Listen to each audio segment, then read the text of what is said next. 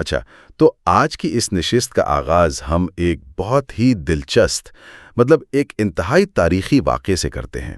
بات ہے 1939 کی۔ دہلی میں ایک بڑی اہم ملاقات ہوتی ہے۔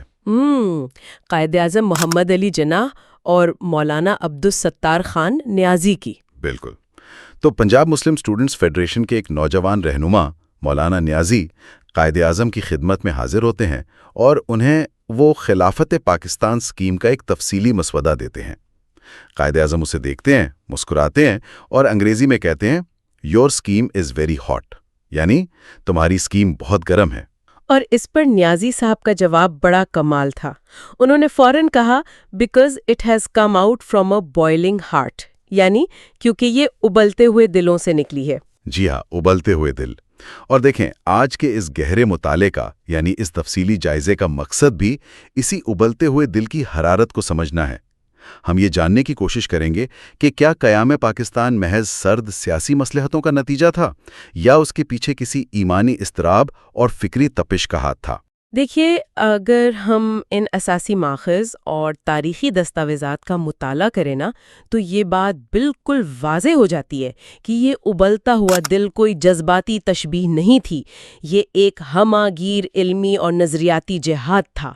تاریخ کو ہم عام طور پر صرف جغرافیائی یا سیاسی کھینچتان سمجھتے ہیں، لیکن ایسا ہے نہیں۔ صحیح۔ اور اسی لیے آج ہمارا مشن ان کتب، رسائل اور دستاویزی شہادتوں کی کھوج لگانا ہے جو ہمارے اکابرین نے اپنے خون جگر سے لکھیں، تاکہ برِ صغیر کے مسلمانوں کو ایک نظریاتی وحدت میں پرویا جا سکے۔ لیکن میرے ذہن میں ایک سوال ہے۔ جی پوچھیں۔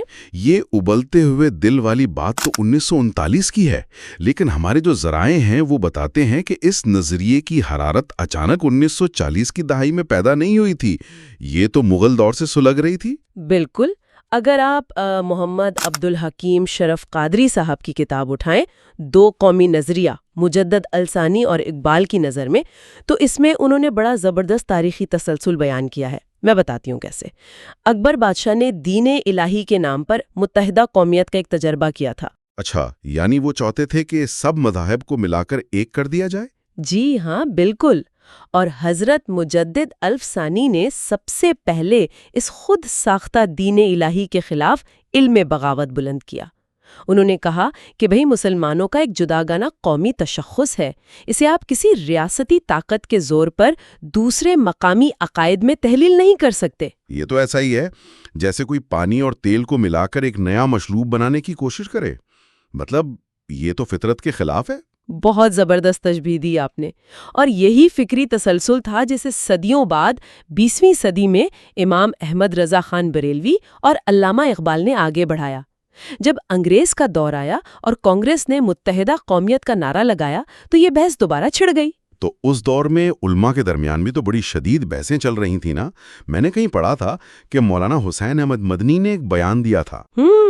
مولانا مدنی نے یہ نظریہ پیش کیا تھا کہ جدید دور میں قومیں اوطان یعنی جغرافیے سے بنتی ہیں، مذہب سے نہیں۔ اور اس پر علامہ اقبال بہت ناراض ہوئے تھے، ہے نا؟ بالکل۔ اقبال نے ان کے اس نظریے پر شدید تنقید کی تھی۔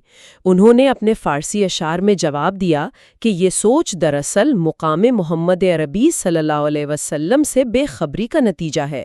لیکن میں سوچ رہا تھا اس وقت کے علماء نے یا اقبال نے جغرافیائی قومیت کو اتنی بڑی فکری گمراہی کیوں سمجھا؟ کیا ایک زمین پر رہنے والے لوگ ایک قوم نہیں بن سکتے؟ دیکھیں، اس کی بڑی ٹھوس وجہ تھی۔ اگر قوم جغرافیے سے بنتی تو برصغیر میں اکثریت ہندوؤں کی تھی۔ اس کا سیدھا سا مطلب یہ تھا کہ مسلمانوں کا کلچر، ان کے قوانین اور ان کا دین، وہ سب اس اکثریتی کلچر کے غلبے میں آ جاتے، اور اسلام تو کلمے پر کھڑا ہے، کسی مٹی کے ٹکڑے پر نہیں۔ اچھا، تو یہ متحدہ قومیت دراصل ایک سراب تھا اور جداگانہ تشخص کو دستاویزی طور پر ثابت کرنا ضروری ہو گیا تھا۔ یہ تو ہو گئی نظریے کی بنیاد، لیکن ایک سوال اور ہے۔ جی؟ یہ فلسفیانہ اور علمی بحثیں تو بڑے بڑے علماء اور مفکرین کر رہے تھے، اسے عام عوام تک گلی کوچوں تک کیسے پہنچایا گیا؟ ظاہری بات ہے انہوں نے اپنے قلم کو ہتھیار بنایا ہوگا۔ بالکل، اور یہی اس تحریک کا سب سے خوبصورت پہلو ہے۔ مختلف مکاتب فکر کے علماء نے مدارس کے حجروں سے نکل کر باقاعدہ فکری شرازہ بندی کی۔ اگر ہم مکتب فکر اہل سنت یعنی بریلوی علماء کی بات کریں تو مولانا عبدالستار خان نیازی کی اسی کتاب کا ذکر آتا ہے، پاکستان کیا ہے اور کیسے بنے گا۔ یہ وہی نوجوان ہے نا جن کا ہم نے شروع میں قائد اعظم کے ساتھ ذکر کیا تھا؟ جی بالکل وہی۔ ان کی یہ کتاب نوجوانوں کے لیے صرف ایک پیمفلٹ نہیں تھی، یہ ایک مکمل دستاویزی خاکہ تھا۔ اس میں ایک جدید اسلامی ریاست کا تصور دیا گیا تھا۔ اور میں ذرائع میں پڑھ رہا تھا کہ اس کتاب میں 3 اصطلاحات کا بڑا ذکر ہے: فرعونیت، قارونیت اور یزیدیت۔ ایسا ہی ہے۔ انہوں نے واضح کیا کہ ہم صرف انگریز حکمرانوں کی جگہ مقامی حکمران نہیں لانا چاہتے، ہمارا مقصد ایک ایسی فلاحی ریاست بنانا ہے جہاں فرعونیت یعنی آمریت، قارونیت یعنی سرمایہ داری کا استحصال اور یزیدیت کا راستہ روکا گیا ہو۔ ارے واہ، یہ تو ایک باقاعدہ معاشی اور سماجی ماڈل تھا۔ اسی مکتب فکر سے ایک اور اہم کتاب بھی تو ہے نا، مولانا عبدالحمید قادری بدایونی کی۔ جی، ہندو کی حکمرانی کا ہولناک تجربہ۔ یہ بہت ہی کمال کی کتاب ہے۔ اس نے متحدہ قومیت کے سماجی خطرات کو 1937 سے 39 تک جو کانگریسی وزارتوں کا دور تھا اس کا پردہ چاک کیا۔ انہوں نے ثابت کیا کہ یہ مسلم تشخص کے لیے زہر قاتل ہے۔ اچھا، یہ تو اہل سنت والجماعت بریلوی مکتب فکر کی بات ہو گئی، تو مکتب فکر دیوبند کا اس ساری فکری تحریک میں کیا کردار تھا؟ کیونکہ علماء کا تو ایک بڑا طبقہ اس وقت تذبذب کا شکار تھا۔ یہ تذبذب بہت فطری تھا، اور اسی تذبذب کو دور کرنے کے لیے مکتب فکر دیوبند کے اکابرین سامنے آئے۔ خاص طور پر حکیم الامت مولانا اشرف علی تھانوی کی سرپرستی میں مفتی محمد شفیع کے رسائل، جنہیں افادات اشرفیہ کہا جاتا ہے۔ تو ان رسائل میں یعنی ان افادات میں کیا استدلال پیش کیا گیا تھا؟ انہوں نے مسلم لیگ کے سیاسی موقف کو وہ شرعی اور فقہی جواز فراہم کیا جس کی اس وقت سخت ضرورت تھی۔ انہوں نے بتایا کہ اسلام میں سیاست دین سے جدا نہیں ہے بلکہ اس کے تابع ہے، اور جب مسلمانوں کی بقا کا مسئلہ ہو تو ایک ایسا جغرافیہ حاصل کرنا جہاں شریعت نافذ ہو سکے وہ شرعاً جائز اور ضروری ہے۔ صحیح۔ اور میں سمجھتا ہوں اس نے ان تمام پڑھے لکھے لوگوں کا مائنڈ سیٹ بدل دیا ہوگا جو مسلم لیگ کی جدید قیادت کے حوالے سے الجھن کا شکار تھے۔ اچھا، اسی طرح اگر ہم مکتب فکر اہل حدیث کی بات کریں، ان کی خدمات بھی تو بہت اہم رہی ہیں۔ بالکل۔ ہمارے ذرائع میں ایک کتاب ہے، تحریک پاکستان میں علماء میں اہل حدیث کا کردار۔ اس میں بڑی تفصیل ہے، خاص طور پر مولانا ثناء اللہ امرتسری اور مولانا ابراہیم میر سیالکوٹی کا ذکر ہے۔ انہوں نے قیام پاکستان کی تحریک کو اسلامی سیاست کا فطری نتیجہ قرار دیا تھا۔ اور اسی حوالے سے تاریخ کے اوراق سے ایک اور بڑا نام سامنے آتا ہے، مولانا عبداللہ الباقی۔ یہ مرکزی قانون ساز اسمبلی کے رکن تھے نا؟ جی ہاں، اور انہوں نے ایک بہت بڑا سیاسی قدم اٹھایا تھا۔ انہوں نے بنگال میں اپنی مضبوط پارٹی کرشک پرجا پارٹی چھوڑ دی اور آل انڈیا مسلم لیگ میں شامل ہو گئے۔ ان کے اس قدم سے مشرقی بنگال میں تحریک پاکستان کو ایک زبردست عوامی اور فکری قوت ملی۔ یہ واقعی حیران کن ہے۔ اچھا، ہمارے دستاویزی ثبوتوں میں ایک اور کتاب کا ذکر بھی بہت نمایاں ہے۔ محمد وسیع صاحب کی کتاب ہے، تشکیل پاکستان میں شیعہ علی کا کردار۔ یہ کتاب بھی بہت بنیادی اہمیت کی حامل ہے۔ مکتب فکر شیعہ کی نمائندگی کرتے ہوئے اس کتاب میں خاص طور پر علامہ رشید ترابی جیسے اکابرین کی خدمات کا احاطہ کیا گیا ہے۔ مطلب ان کا کردار کیا صرف مقامی سطح پر تھا؟ نہیں، ان کی کاوشیں بہت وسیع تھیں۔ انہوں نے عالمی سطح پر قیام پاکستان کے مقدمے کو علمی اور سفارتی بنیادیں فراہم کیں۔ تو اگر آپ دیکھیں، ہر مکتب فکر اپنے اپنے انداز میں ایک ہی منزل کی طرف کام کر رہا تھا۔ یہ سب سن کر میں بس یہ سوچ رہا تھا کہ عام طور پر تو ہم سنتے ہیں کہ سیاسی جلسوں میں سیاستدان تقریریں کرتے ہیں، نعرے لگتے ہیں، لیکن یہ تو کسی نئی قوم کی تشکیل کے لیے ایک بہت بڑا، یعنی باقاعدہ ایک اکیڈمک پیئر ریویو پینل لگ رہا ہے۔ بالکل درست کہا آپ نے۔ یہ ایک فکری شرازہ بندی تھی، اور اس اتحاد کا سب سے شاندار سب سے بڑا مظاہرہ ہمیں اپریل 1946 میں نظر آتا ہے، جب بنارس میں ایک تاریخی آل انڈیا سنی کانفرنس منعقد ہوئی۔ اور میں نے سنا ہے کہ اس کانفرنس میں شرکت کرنے والوں کی تعداد بہت حیران کن تھی۔ جی، مولانا محمد جلال الدین قادری کی مرتب کردہ کتاب خطبات آل انڈیا سنی کانفرنس کے مطابق اس میں 5000 سے زائد علماء اور مشائخ نے شرکت کی تھی۔ ارے واہ، 5000! مطلب اتنے سارے علماء جن کے درمیان یقیناً فقہی اختلافات بھی ہوں گے، وہ سب ایک سیاسی پلیٹ فارم پر کیسے یکجا ہو گئے؟ یہی تو کمال تھا۔ انہوں نے اپنے تمام فروعی اور فقہی اختلافات کو بالائے طاق رکھ دیا۔ اس کانفرنس میں انہوں نے متفقہ طور پر پاکستان کی حمایت کی اور ایک باقاعدہ کمیٹی تشکیل دی جس کا مقصد ایک اسلامی دستوری خاکہ مرتب کرنا تھا۔ یہ بالکل ایسے ہی ہے جیسے کوئی سافٹ ویئر لانچ ہونے سے پہلے ہی اس کے ٹرمز آف سروس اور اس کی بنیادی کوڈنگ لکھی جا رہی ہو۔ بہت اعلیٰ مثال دی آپ نے۔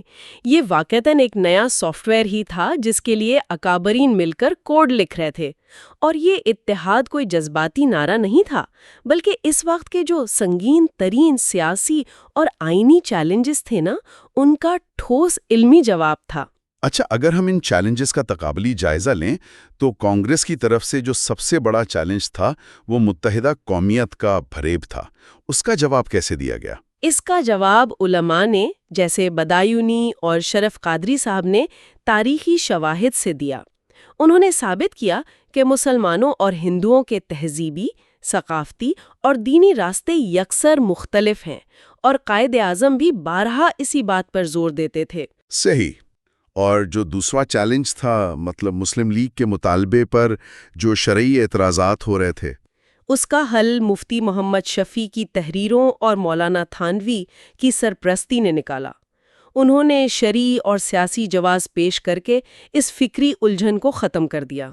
اور تیسرا بڑا چیلنج یقیناً آئینی اور وہ کیا کہتے ہیں سیکولر خدشات ہوں گے۔ بالکل، اس پر مولانا عبدالستار نیازی اور علامہ شبیر احمد عثمانی جیسے رہنماؤں نے بڑی واضح لائن لی۔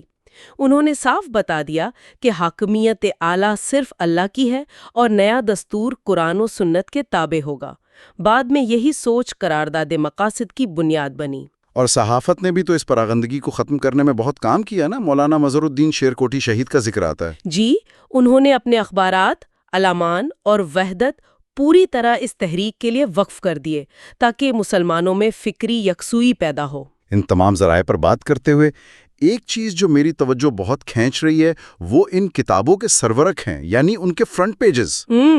وہ تو خود ایک تاریخی دستاویز ہے۔ جی، اگر آج ہم ان تاریخی کتابوں کے اولین سرورق کو دیکھیں تو ان پر موجود عبارتیں، وہ طباعت کا انداز اور مصنفین کی جو بے باکی ہے، وہ اس دور کی فکری کشمکش کی پوری زندہ تصویر کشی کرتی ہے۔ اور ایک کتاب اکابر تحریک پاکستان جو محمد صادق قصوری صاحب نے لکھی، وہ تو ان غمنام سپاہیوں اور جید مشائخ کے سوانح ہی ریکارڈ پر مبنی ہے۔ وہ بتاتی ہے کہ اس جد و جہد کی انسانی اور نظریاتی قیمت کیا تھی۔ تو ان سب باتوں کو، یعنی اس ساری گفتگو کو سمیٹتے ہوئے ہم یہ نتیجہ نکال سکتے ہیں کہ تاریخی ذرائع اس بات کی گواہی دیتے ہیں کہ قیام پاکستان کی مخالفت کرنے والے علماء کی تعداد بس آٹے میں نمک کے برابر تھی۔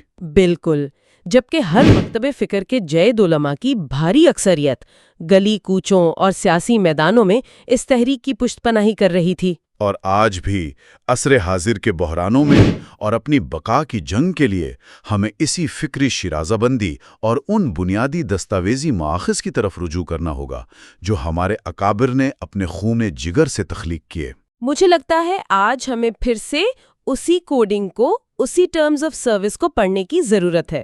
بالکل ضرورت ہے۔ اور آج کے اس گہرے مطالعے کو ہم ایک آخری لیکن بہت اہم سوال پر ختم کریں گے۔